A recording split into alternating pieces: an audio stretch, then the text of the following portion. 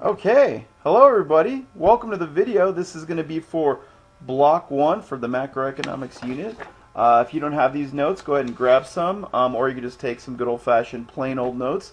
Come along, we're going to take a journey into the world of economics.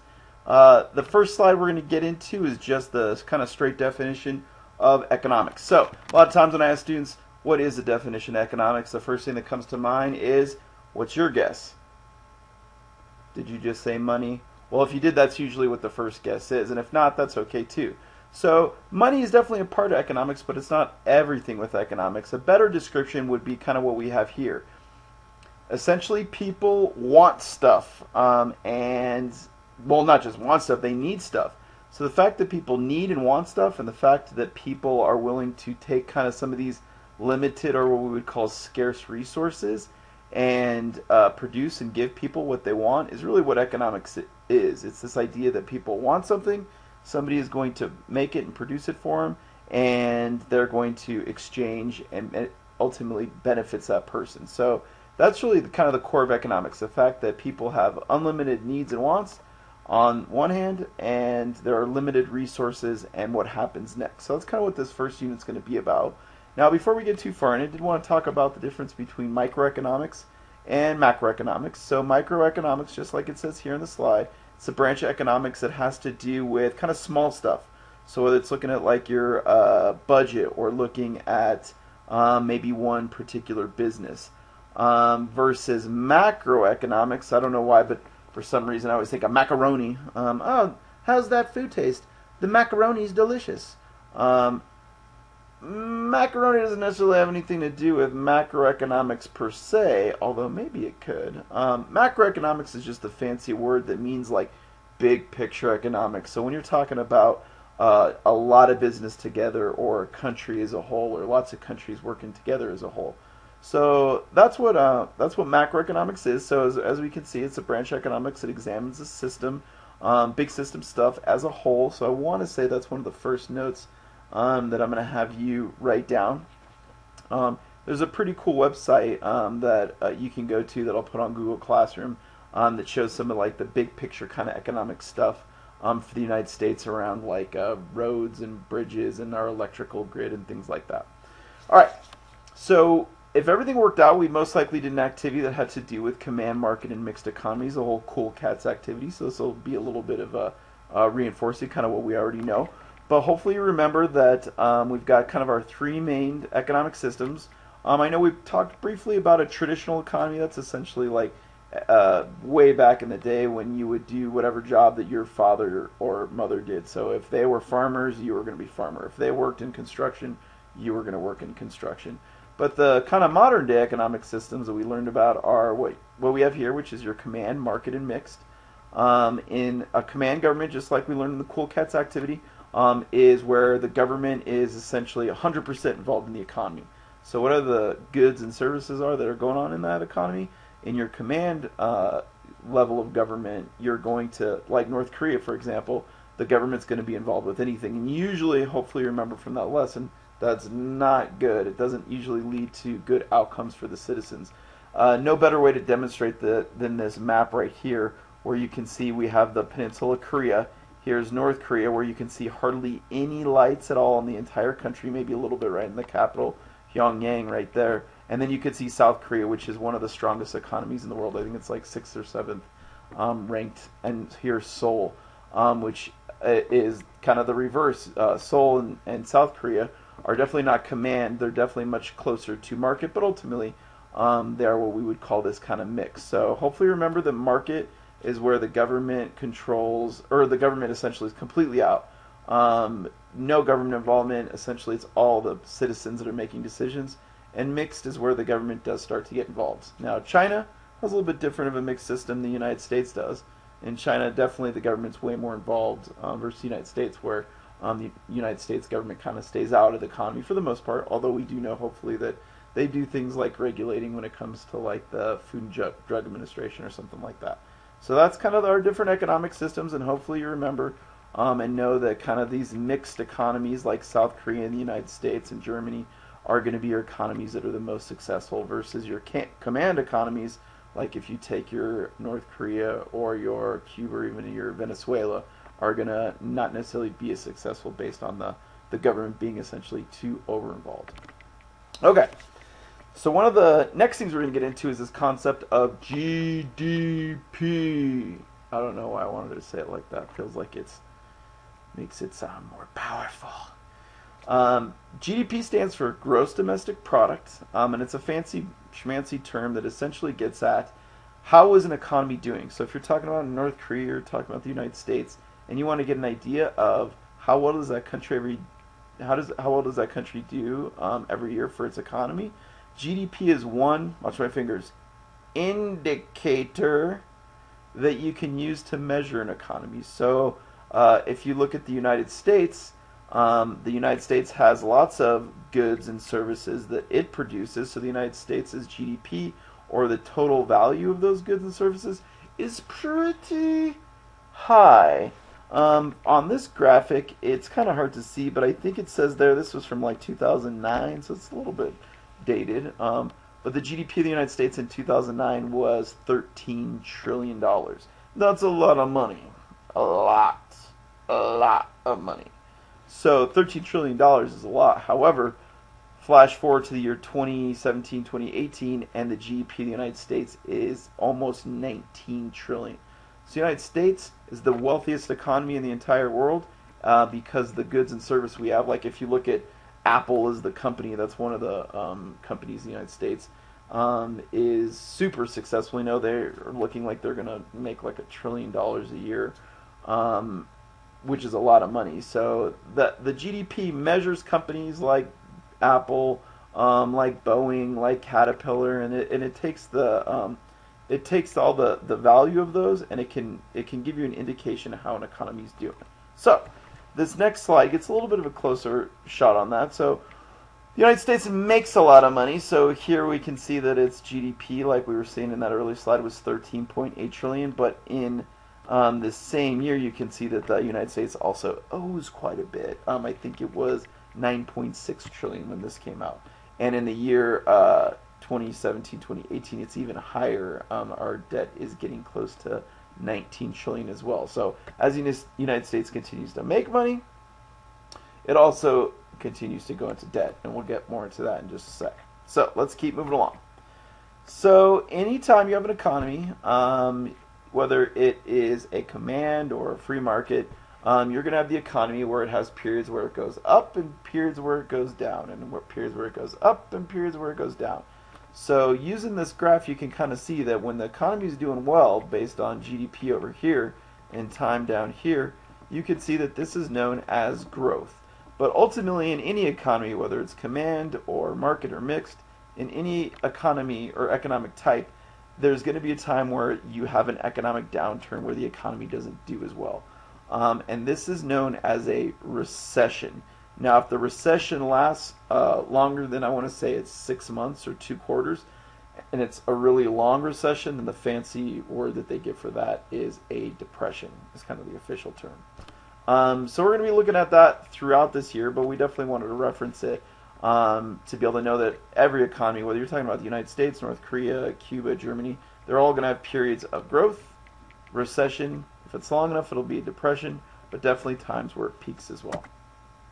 Another indicator of how the economies are doing is what is known as indexes. Whoa, let's back up. The Dow Jones is a great example of this. So if you ever look at the stock market, what an index is, like the Dow Jones Industrial Averages, they'll actually take a lot of different companies. Like they'll take a Google, and they'll take Boeing, and they'll take Caterpillar, and they'll take Kraft, and they'll take all these companies and put them together. And as a, watch my fingers, big picture, or as a whole, they'll put a value on that. And as you can see, going all the way back to the year 1900, you can see that the Dow Jones in these last 100 years has started to go up quite a bit. There was a recession here, and then things went back up all the way to 2007, and that's when we hit what we would call the Great Recession. And then we've been kind of in a recovery ever since, all the way up to the year 2017. We'll see where this is going to head in the future. Either way, we don't know. Unless you're watching this video and it is the future, like the year 2023, and then maybe you do know. Anyways, moving right along. The next concept we're going to get into, and this is kind of the last concept, and then we're going to be done with this block 1 video. It's kind of boom, boom, boom, kind of fast and furious. So there are 2 types of policies in macroeconomics that we're going to look at. The first one is known as fiscal policy, and it's definitely the easier one, way easier than monetary, in my humble opinion. So fiscal policy is something that you maybe already know. Feel your pockets right now. Is there any monies in there? If there is, then that is essentially what fiscal policy is. It's the fact that you're having money come into your pocket, but then you're also probably using that money to spend on things. It's the same for you as a person, but it's also the same for a country as a whole. So if you take the United States, it's got money in its pockets too. It essentially collects money in the form of, watch my fingers, taxes, and then it gets all that money together, and then it puts the money out into the form of paying for things like the military, for roads, bridges, Social Security, so on and so forth. So that's really kind of what fiscal policy is.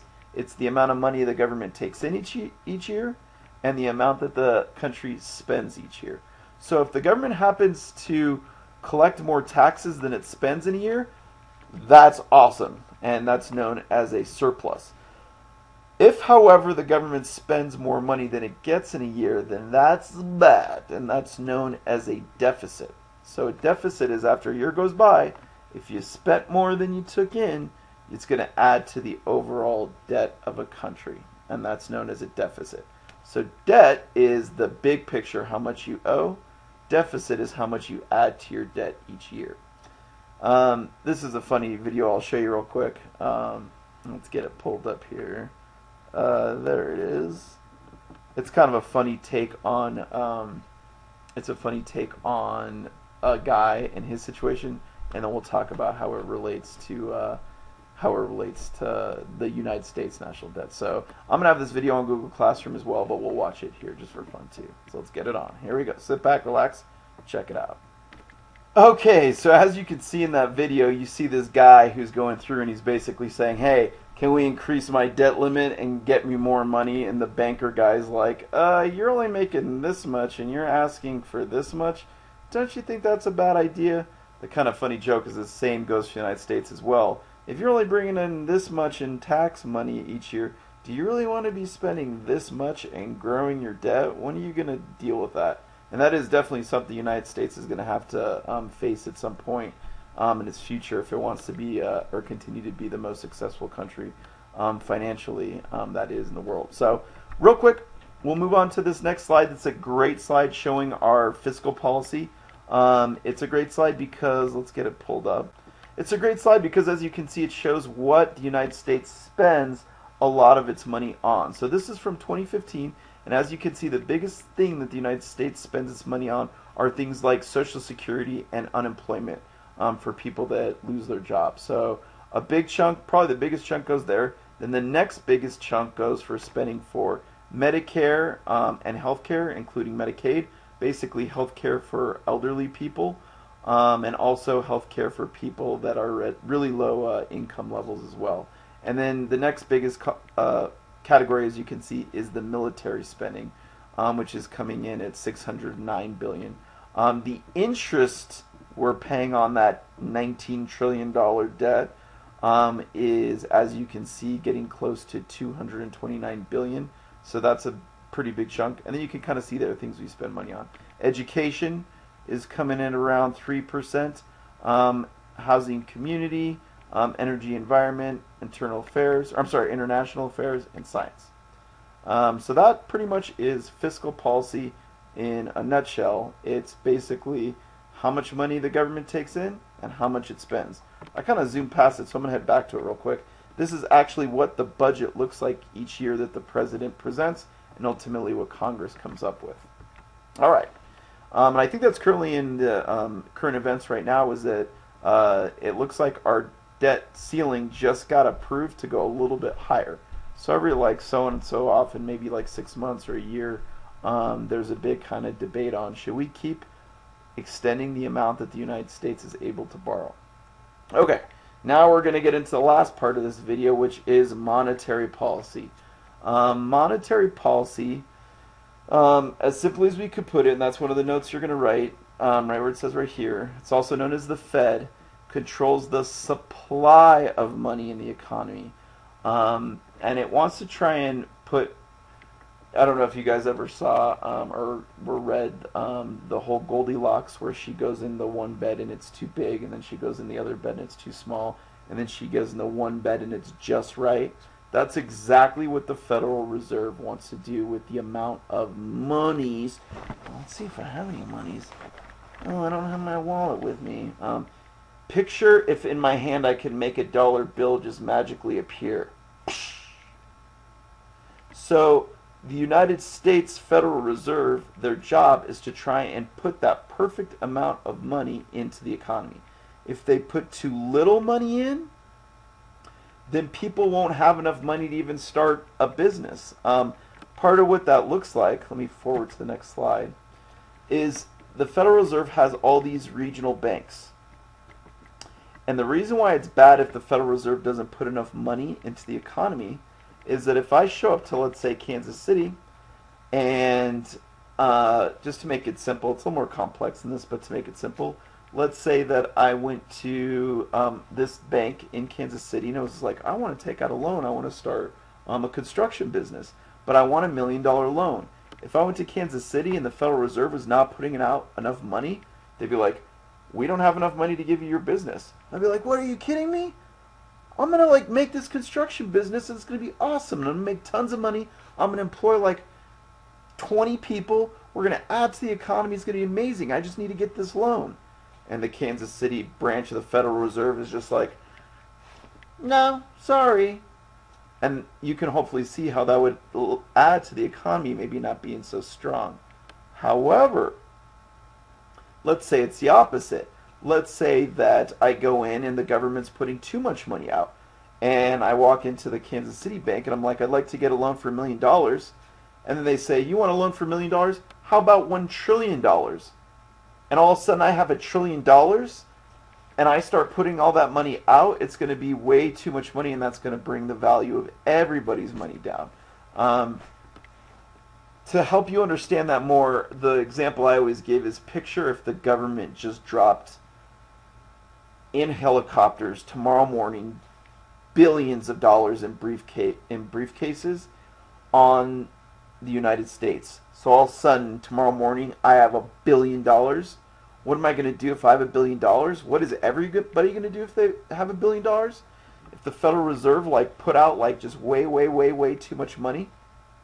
Well, the first thing I would do is I would go to one of the nicest restaurants in town, because I would want to buy a delicious, let's say, meal to eat. But then when I show up and ask them to make me the meal, guess what the problem is? I have let's say I have $3,000 in my pocket, and I show up to have them make the meal, and I've got my $3,000 ready to go. The problem is that when I take that $3,000 and I go to buy my meal, nobody's there. And I'm just like, excuse me, where'd everybody go? And they're just like, everybody just quit today because everybody has $1 billion. I'm like, yeah, I know. I got the $3 billion too. I'm rich and stuff. So why can't I get a meal? They're like, sorry, everybody's rich now. I'm just like, wait a minute. So I'm like, oh, wait, I'm going to go, I want to get something else. I want to get a nice haircut. So then I show up to the barber shop. Same thing. Where's the barber? I'll pay him $10,000 to cut my hair. Sorry, didn't you hear the Federal Reserve put out billions of dollars in the economy and everybody's rich now? I'm just like, yeah, I know, I'm rich too. I have billions. I have $3,000. I just want a haircut. They're like, I think you're going to have to just do it yourself. And I'm just like, what has happened to the value of my money? And then I take a deep breath. And I realize that just because I have $1 billion, if everybody has $1 billion because there's too much money, it doesn't mean anything. So that's a problem if the Federal Reserve were to put out too much money. So what does the Federal Reserve do? They try and put out just the perfect amount of money. And if they can do that well, it will match the amount of work that's going into creating goods and services in the country. Okay, that's pretty much it. Hopefully you understand a little bit more about GDP, the business cycle, fiscal policy versus monetary policy. You got the rest of class to ask questions, ask for clarifications. I'll be cruising around there to help you out whenever you're ready to go. Thanks for watching the video. See you in block 2. Okay, bye.